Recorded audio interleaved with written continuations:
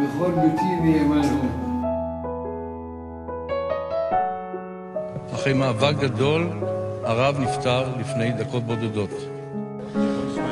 ברוך דיין האמת, נפלה עטרת ראשנו, יתומים היינו בעיניו.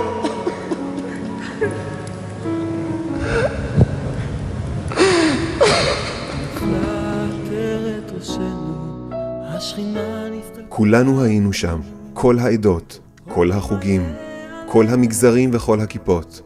אומה שלמה שהרכינה ראש, בלב אחד לכבודו של גדול הדור, שאיחד בתוך גלימתו את העם היהודי כולו.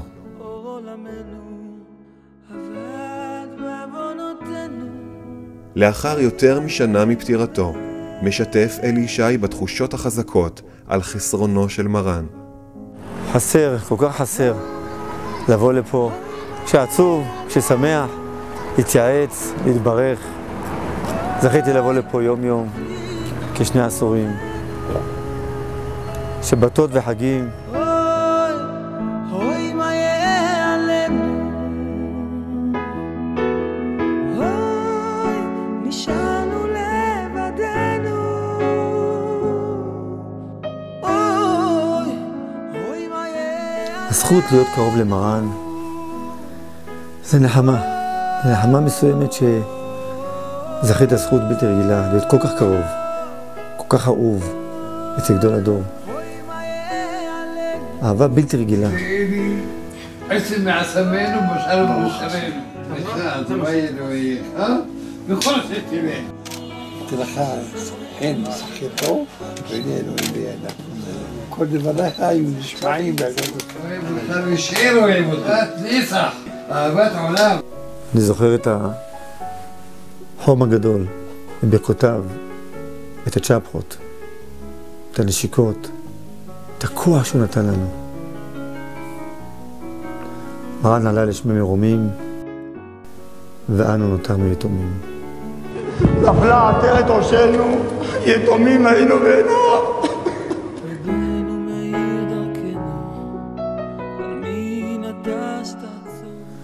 מרן היה אחד בדורו. פה זכיתי כל כך הרבה, ברוך השם, להתברך, להתעודד, לקבל חיזוקים. היינו מתייעצים איתו על הכל, בנושאים אישיים, שידוכים. היה מתקשר לאשתי ומחזק אותה ומעודד אותה, וקורא לה לבוא לפה. היה מזמין אותה באופן אישי לשבת, רק לעודד אותה ולחזק אותה. קשר מיוחד, קשר מיוחד במינו. שני ושע, הנה קולך אני שומע. לא רק אבא שלך ישמע, גם אני אשמע. בידיהו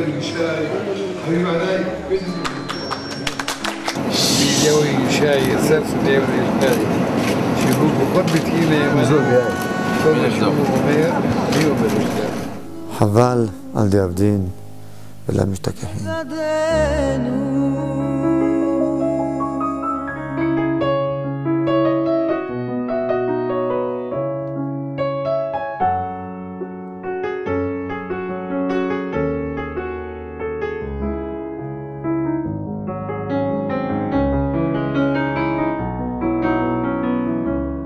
תמיד היה אומר לי רבי אליהו, מי יודע כמה השם יגזור עלינו בחיים?